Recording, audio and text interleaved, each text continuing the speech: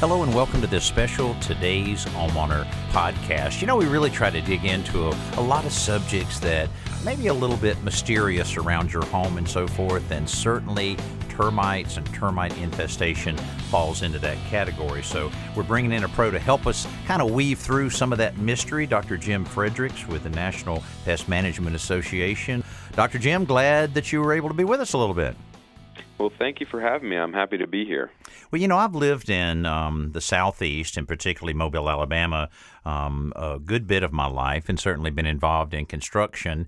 And boy, I've seen that fear in people's eyes when they have that swarm during June or July, and they think their house is falling down. It is a serious matter, but let's kind of take our listeners through a little bit about what a termite is, different species, just the basic overall aspect of why they like to get inside and start chewing on your home. Tell us a little bit about that in general. I'd be happy to. And, termites are really a fascinating animal. They operate in the form of a colony. So individual termites don't really do much and wouldn't last on their own. They act as kind of a super organism, cooperating with one another, feeding one another. Each termite has a different job in the colony, not unlike ants. But, of course, they're not related to ants, despite the fact that some people call them white ants. Right. The termites that, and you correctly observed that in the Southeast in particular, people are concerned about termites because in warm, humid climates, termites are going to be more prevalent. The termite pressure is greater, simply because, like many insects, termites are cold-blooded, which means they thrive in these warm climates.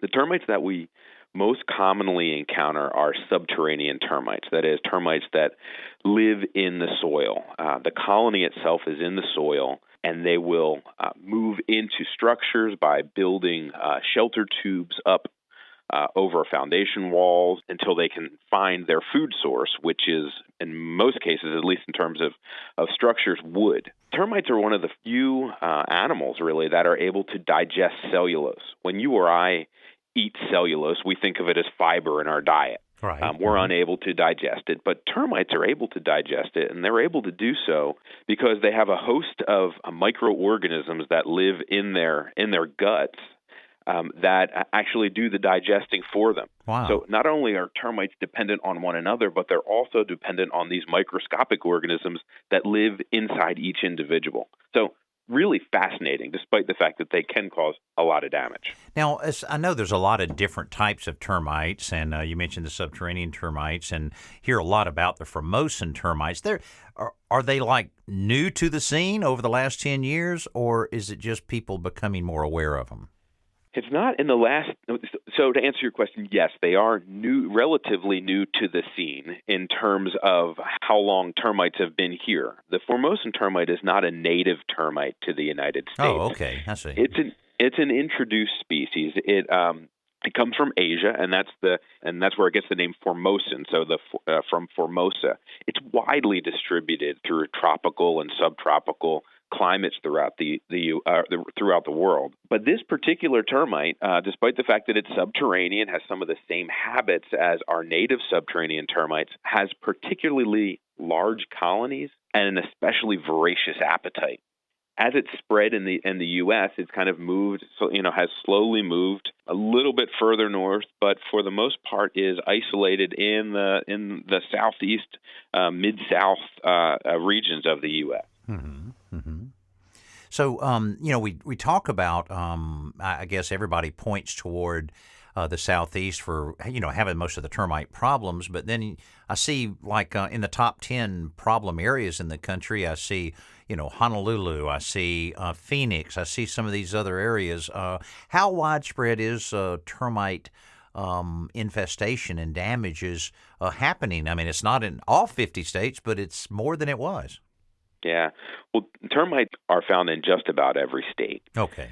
There certainly are parts of the country that are more susceptible to termite infestation, and those are typically the warmer states.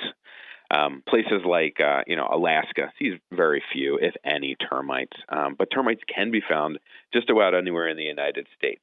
the warmer, the warmer, more humid areas are certainly going to have higher rates of infestation. Hawaii is a hotbed. Not only do they have subterranean termites, they have our native subterranean termites. They also have Formosan termites, and they have another species called the drywood termite, which you will find not only in Hawaii but also in the Gulf Coast regions, especially in coastal areas, Florida, Southern California. And this termite is interesting because it doesn't require contact with the soil. Instead, it's able to infest wood directly and then live inside dry wood, and actually, believe it or not, is able to extract enough moisture from seemingly dry wood to sustain itself. Wow, that's getting scary when you explain it like that. Well, hey, I'll tell you a little story that happened years ago.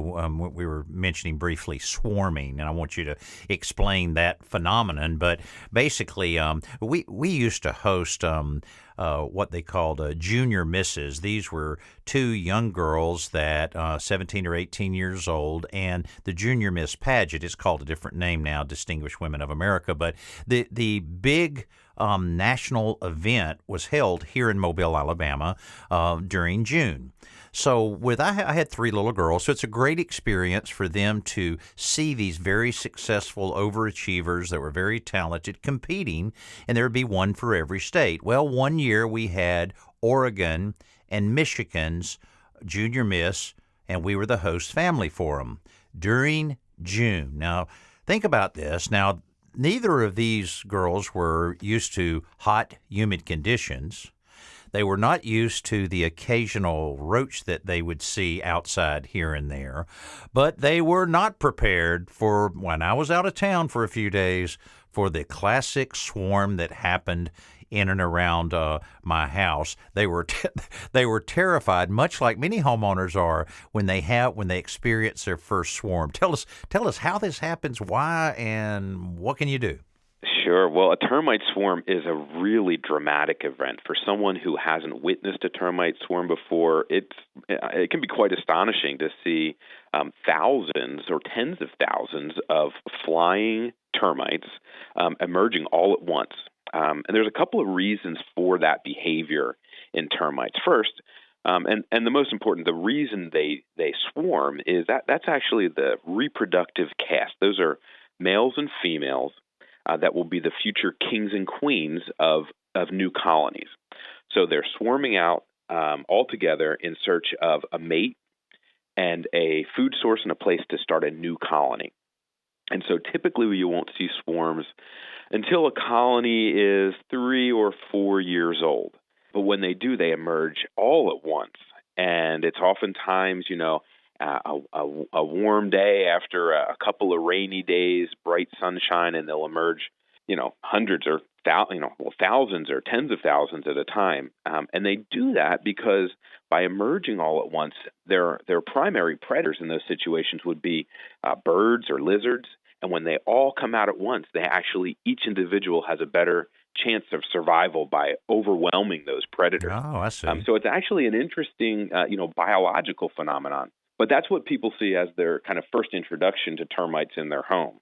Despite the fact that termites are active in the house, feeding on the wood, the sight of a swarm is often the first indicator that a homeowner has that there's a problem. Well, another funny part of that is, as I mentioned, I was out of town and they were swarming, and of course they were turning the lights off everywhere. And then my wife, and where they appeared to be coming out is in and around a hot tub, a soaking tub, where apparently there was a small leak from the drain and just enough to really draw the termites to that particular part of the house. So my wife says, well, they're coming out of this crack around this tub, therefore we must caulk. So she found some tubes of caulk down in my shop, and my wife has never caulked before, and this was quite a mess. It took me almost a jackhammer to get that caulk off, but I could just see her and these two terrified young junior misses trying to seal out those evil termites in and around the tub, and it was quite a mess. I remind her about that from time to time. Of course, now when you have swarms and you have infestation all is not lost. Things can be done, as in my case. They came back and they put some concentrated treatment where they found the tunnels coming in and under part of my house. Problem solved. Everything's fine. Virtually no damage at all. And so it's not that bad. But what can homeowners do? You know, we build up this type of phenomenon and these, very, very interesting wood-destroying insects. But going back to the basics, first of all, you really need a bond. You really need that professional pest control person giving it their best to put that perimeter type of protection out there. I guess that's the first step. Yeah, that is. That's a really important step. I mean, there are a couple of things that homeowners can do, right? For instance, I'm not surprised that the termites were swarming near your hot tub, because termites are often associated with or attracted to moisture. And that's one of the reasons they maintain contact with the soil. So that's not surprising. So, making sure that water drains away from the foundation is important. Making sure that wood is not in contact with the soil is important, because that's attractive. But probably the best advice I can give is to make sure that you have a pest control pro contracted. You have a termite bond. You have someone coming to take a look at that structure and doing a professional inspection, probably on an annual basis. To make sure that you're protected, because the damage and the evidence of infestation is, to the untrained eye, might not be so easy to see. Well, I know technology and advancements in pest control and everything has certainly helped the situation.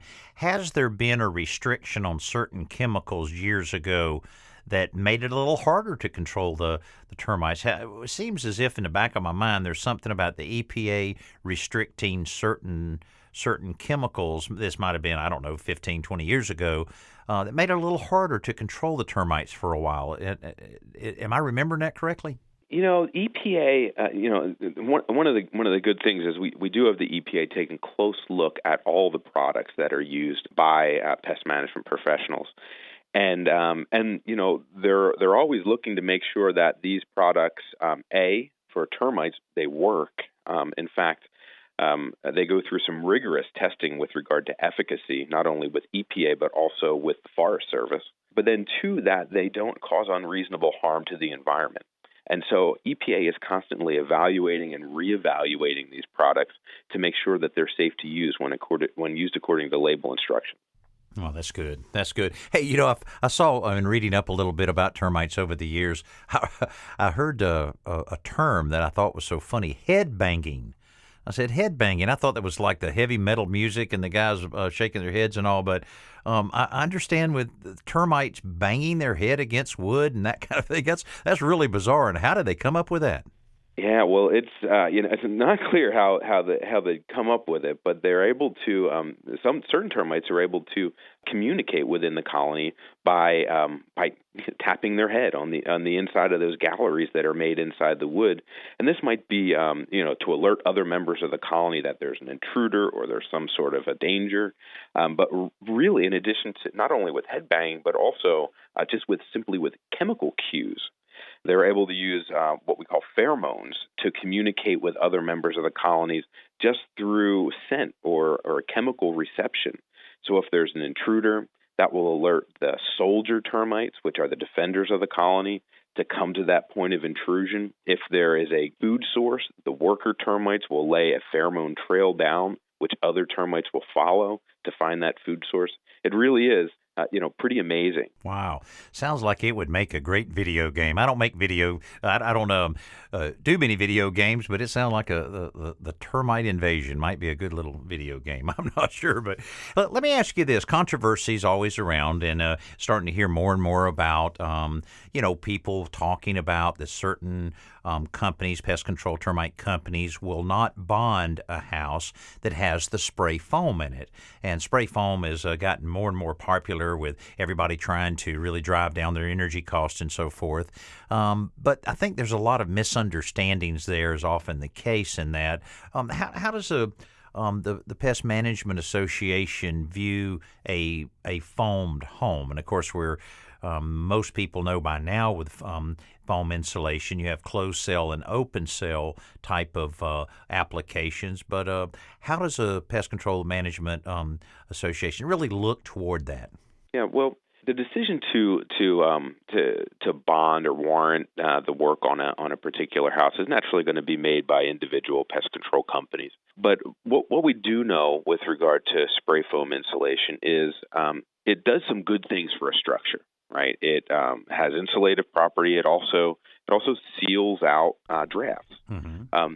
The problem arises, and where the concern is with some termite control companies, is that when it's applied in a way that obstructs an inspector's ability to inspect for termites, and then that takes away that early detection ability. Most of the places where termites are entering a structure are hidden from view. One of the few places that inspectors have a pretty good picture into what's going on is inside a crawl space around the perimeter in the box sill, so the sill plate, rim joist. If spray foam insulation is applied over those areas, it makes it extremely difficult, if not impossible, to do an inspection of those areas. And so that's where the concern is. That doesn't mean that spray foam insulation can't be used. In fact, it can be used, but what most pest control companies are looking for is just the ability to see that box sill area. Yeah, that certainly makes a lot of sense. If you can't see it, you can't tell any of the telltale signs and so forth. Okay. And now, it seems as if the baiting systems that surround a home have gotten extremely popular, apparently extremely effective. That's right. We're lucky right now because we have a number of, there's two primary ways that termites are controlled, with soil treatments and bait systems. And both of these treatment methods are extremely effective. You're right. With the baits, they have become more popular probably in the last 20 years, mm-hmm. and they are effective. And the idea behind those is that as termites are foraging through the soil, they're looking for food. Some of the colony is feeding on known food sources. Parts of the colony are looking for new food sources. After all, a colony never really knows when the next bite will be the last bite of wood, right? And so the colony is constantly searching for more. Mm-hmm. And as a result, termites that are feeding at home are also foraging in the soil, and bait stations placed out there are able to introduce the active ingredient that's used into the colony that way. Wow. Well, I'll tell you, it certainly can be a problem. And one of the best illustrations of that I've ever seen is just someone putting a stake out in the ground that they were actually putting a 2x4 stake in the ground to tie a rope to for a lantern, just for kind of a party. They left it there a little while. They went back out 6 or 8 weeks later, and they went to pull it up, and it broke right off because it was it's just like a baiting station. That fresh, moist wood driven down into the ground was all it took to draw those termites in for the feeding frenzy that apparently they have. Well, I'll tell you what, Dr. Jim, I really appreciate you spending some time with us. It sheds a lot of light on this mysterious area of the home that people really shouldn't fear as much, be aware of, and to be able to know what to do about it. And you've certainly given us some great information on that. Dr. Jim Fredericks from the National Pest Management Association has been with us, and hope you've enjoyed this special Today's Homeowner podcast that we try to bring you as often as we can. And if you have additional questions about termites or basically anything about your home, then you can send them to us at todayshomeowner.com/podcast. Dr. Jim, thanks again. Thank you. And if you would like to know more about termites and other pests that might be invading your home, you want to drop by pestworld.org.